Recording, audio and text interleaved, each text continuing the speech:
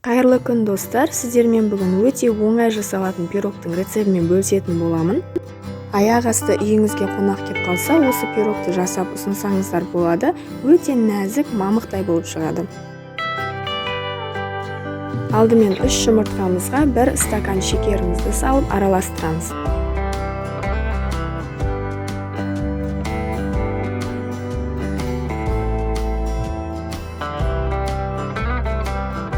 Бұл пирогтың бір жақсы ешқандай миксер, ешқандай таразы қажет етпейді. Осы венчикпен стаканмен өлшеп сала береміз.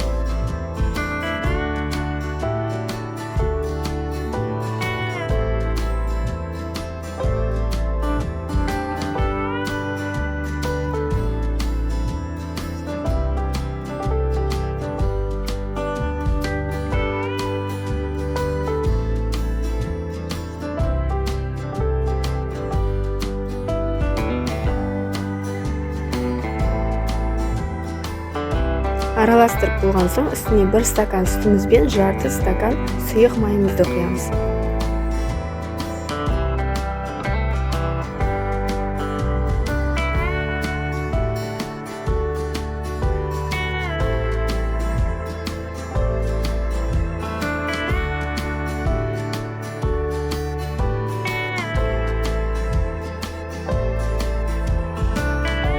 Достар, егер сіздерге видео пайдалы болып жатса, менің каналыма тіркеліп қоюды ұмытпаңыздар.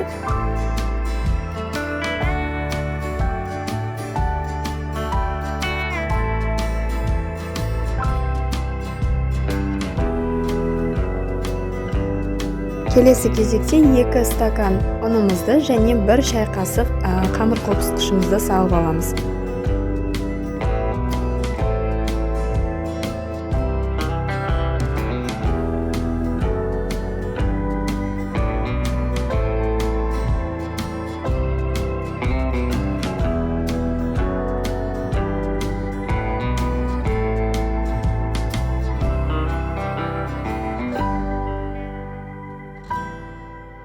Бізде осындай орташа қойылғытағы масса пайда болады.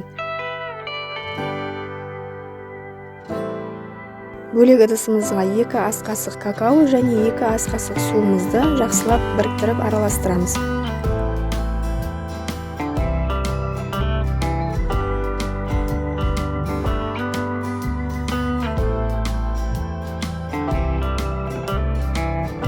Енді осы какаомызға жаңағы қамырымыздың жартысын құямыз.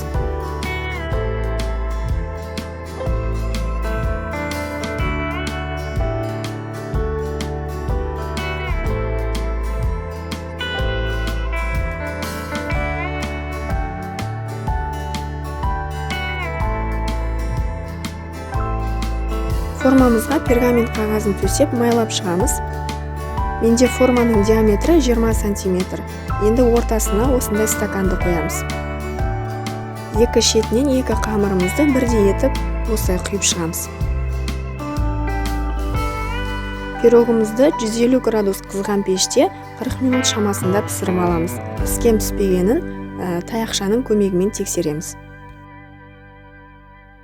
Қамырымыз формаға жабысып қалмас үшін осылай шет-шеттерін пышақпен ажыратып аламыз.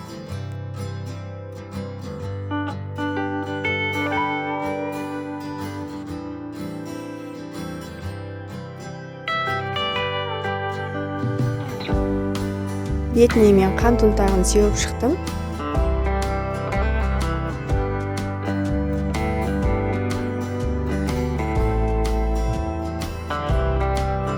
Достар, бұны көріп тұрғандарыңыздай, пирог ешқандай арасы шекі емес, өте әдемі болып пісіп шыққан, көтеріліп, жұп-жұмсақ, мамықтай. Жасап көріңіздер.